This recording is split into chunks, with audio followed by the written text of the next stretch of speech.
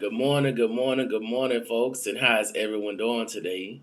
I hope your weekend has been full. It's not quite over yet, but I hope that it is purposeful, intentional. Hope it's relaxing. Hope it was fun. Hope it was safe. Just hope you just had a great time. Hope you thought enough about yourself to exercise self care, to do something that made you smile, do something that brought hope, do something to solidify your hope, do something that will reinstate those dreams, do something to see those dreams come to manifest. That's where we're going to start. In today's message, it's just simply about healing. What does healing look like? So, if you guys watched the last video, you heard me venting because I was hurt. And I was hurt because I realized in retrospect that person just did not think enough of me to actually sit down and consult me, but rather formed a perspective and or an opinion and ran with it. They never questioned me to ask me what did I mean, what was it about, why did I respond the way I respond, or why did I say the things that I said. No, they didn't sit down and talk to me.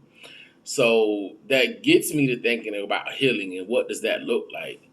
With healing, I think for me, I can't speak for anyone else, and while I would like it to work for everybody, I don't necessarily know that it will. I don't even know that people are necessarily willing to put in the work. But healing to me looks like sitting down and revisiting your trauma. And I know that's not a popular thing. It's not something that is the top of anyone's bucket list. It's not. Because it's painful and it causes you to reopen wounds. But sometimes those wounds don't heal properly and they need to be reopened so that they can actually heal. They can be set so that proper healing can occur and it is done. You may have a scar or two, but that's it. That's it. Now it becomes a memory. You may never forget the trauma, but you can definitely learn to get through. And while you may not ever forget the pain, you won't live in it anymore. I find that, our lives as such, they are, it's shaped and molded by our past experiences, our pains, our traumas, our disappointments, in the happy places, because it wasn't all bad. You know what I'm saying? But you've got to be willing to dig deep into yourself, which is another message that I had a couple of videos ago. You have to be willing to dig down into the thing that bothers you the most. And you have to accept the fact that you may never get the apology that you were seeking. You may never get the acknowledgement of the pain that was done. But you have to come to terms with the fact that, hey, you know what? I didn't like it, and yes, it did hurt, and yes, it affected me, but I am in this place now where I am willing to let it go. What does letting it go look like? From my perspective, letting go to me looks like making a conscious decision to forgive those that have hurt me, forgive those that has caused pain in my life, and forgive myself for allowing some of the things that happen to me. So it to me, letting go looks like forgiveness. And when you forgive, understand forgiveness is for you. It's not for the other person. Forgiveness is a thing that it's such a beautiful thing. It allows for you to relieve a person of that burden of guilt because you can't go back and fix it. You can't ever get that time back. But what you can do is move forward in your life and not live through that pain every day, having a constant reminder of it. Now, again, it's true that you might not ever forget what happened, but you can actually remove the sting of that pain if you insert forgiveness. You may never be cool with that person again. You may never talk to them again. But the bare minimum that you can do for yourself is to not have hostility towards them, to not have tension towards them, to not allow that unforgiveness to cause a bitterness within you, because to do so, it really impedes your progress to joy. it impedes your progress to success. It impedes your progress to elevation simply because you're holding on to a thing and onto a hurt that someone inflicted upon you. Freedom people up. Because if you actually believe in God, you will then begin to believe in operating in forgiveness. And sometimes we need to pray for that help it to have it happen because it's not easy. But you will be able to remove the power that thing had over you, and you'll be able to go forward with your life. It is about evolution, it is about growth, and doing any and everything that we can to get there as quickly and as best as we possibly can. It is not an easy process. I will never sit here and tell you that it is easy, but you have to have a determination within yourself to fight through the thing. We've got to get through the thing. Now, when it comes to, just black folk in general, I tend to talk to us a lot because I'm colored, obviously, right? There's this thing of trauma. Some believe just let it go because this is 2022. But truth of the matter is, it's hard to, again, let go of something that continues to happen. It's very difficult. But you have to be willing to try. You have to be willing to understand that your life does matter. And which is why I really believe that it matters more what you answer to than what someone calls you. See, someone else's perspective of who you are, what you are, how you are, and what your life can be is not as important as what you believe you are and who believe you are and what you believe your life can be. I really speak so much to being conscious and very much so aware of your perspective of yourself, because that's what matters. You have to believe that you're successful. You have to believe that you are victorious. You have to believe that you are an overcomer. You have to believe that you've gotten over the things that held you back. You have to believe that your dreams are not only pondered upon, but actually manifest and realized. You have to believe in yourself. You have to believe that you matter. You have to believe that your voice matters. You have to believe that you are seen. You have to believe that you are heard. You actually have to believe that your space is important and that you actually have a purpose in the midst of this huge thing that we call life. You have to believe that about yourself. I know it's not often easy, man. I mean, I be struggling just like everybody else. I go through issues just like everybody else. And I even have doubts just like everybody else. It's not easy waking up in this world and you're just trying to make it. You know what I'm saying? I haven't hit the lottery. I wish I would have hit it. But I haven't hit the lottery. So, it's about being responsible and as much as you can and just really hoping for the best. You know what I'm saying? I'm in this place now where all I can literally do is hold on to God's unchanging hand. Just literally hold on to his unchanging hand because I need so much help. I need so much help. I need so much help. There's so many things that I want to do. It's my vision is so huge and it is so big, and sometimes I get emotional and then I sometimes become overwhelmed because it seems like my vision is bigger than my access. You know what I'm saying? My dream is literally to help people and position people and alleviate the burdens of my people. That is what my heart wants. That's what my heart wants. And it sometimes seems just out of my reach, just out of my grasp.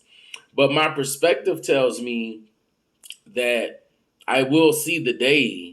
My perspective tells me that I am worthy. My perspective tells me that I'm soaring now. And I hold on to that. That's my hope. And I push forward. You really have to guard your mind, you have to guard your heart, and you have to be aware of your tongue. Life and death lie in the power of the tongue. And as a man thinketh, so is he. So the things that you focus upon, the way you see yourself, the way you see your life, the way you see your future, that's exactly what you will receive. And I understand, again, it is easier said than done, but you know what? You owe it to yourself to try. We fight so hard just to get through the day, and sometimes we get weary. Sometimes we just need rest, and sometimes we just need a break. But we have to then get up and keep on going. You're not in this alone. I know it feels like it, but we're not in this alone. And I think that if we were even to get in the mindset of the village and really be willing to help each other, I think we get there a lot faster if we were willing to actually do the trust thing. That is such a huge word, and there's so much attached to that because there have been so many people that have come with such a good message, and they're on fire with that message, and then you invest in them and you donate to them just to see them squander it away and be selfish with it because unfortunately that was their intention the whole time. But just because you couldn't trust that person doesn't mean there aren't people out there that you can trust. Just because your heart was broken don't mean that you can't love again.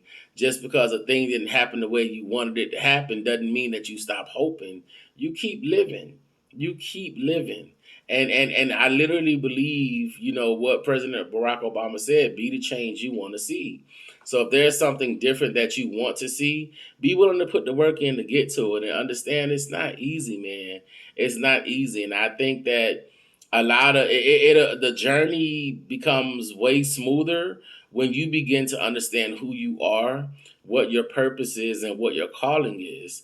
And someone may ask, well, how do I find those things? Because I've been searching for that for a really long time. Valid question. For me, what has worked for me is seeking out a relationship with God. You know what I'm saying? It's not about at all a religion. It's about having a relationship with your creator, asking of him, who is he?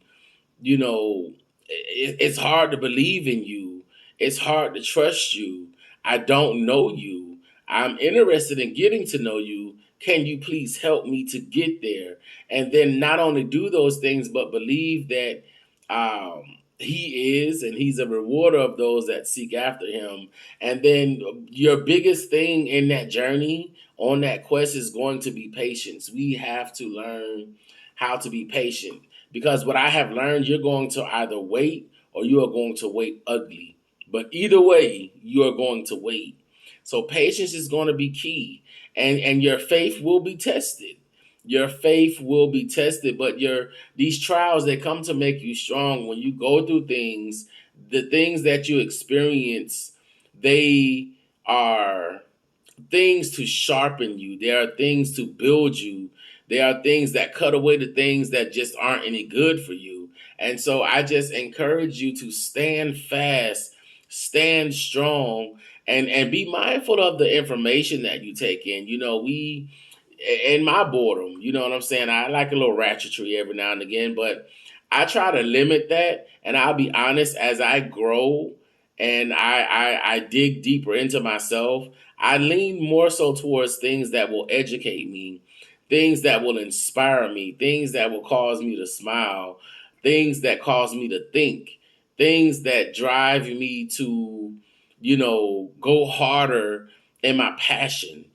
Things that will add to me, things that have a substance that will allow you to actually dig deep down inside and stand firm and be that tree planted by the brook. You know what I'm saying? So that when you sprout and you come up, you provide shade for many. So I want you to continue to go hard for your passion. Don't give up on your dreams. And receive help because you need it. We cannot do this alone. We really cannot do this alone. So I want you to definitely guard your heart. Seek out your healing. Your healing is necessary. And it's been my personal experience that healing does not exist outside of God. You can try every single way that a man can try, but it is not until you come to God who actually gives you this healing freely, because it's been made accessible to you, that you're actually then begin to, move through that process. Everyone's journey is different. My healing started My healing started in 2008. It is 2022, and I am still healing from stuff. But the one of the biggest things I took away, a few of them, patience, more patience, and a little bit more patience. Because this is a process. This is not necessarily an overnight thing, but something that will come instantaneously is joy. And then I realized that joy is a choice. Joy is a choice. Peace, that is instantaneous. And that is in abundance. It is also a choice. You have to choose to stand in peace. You have to choose to believe in joy. You have to choose to rest in joy. Rest is another thing that comes. Rest, that was probably the hardest thing for me to obtain, was rest, because I was not patient. And in order to be rest, you have to be patient. Like when you think about it, when you lay down or you sit down to take a nap or sit down to go to sleep or whatever, there's a certain amount of patience that's required.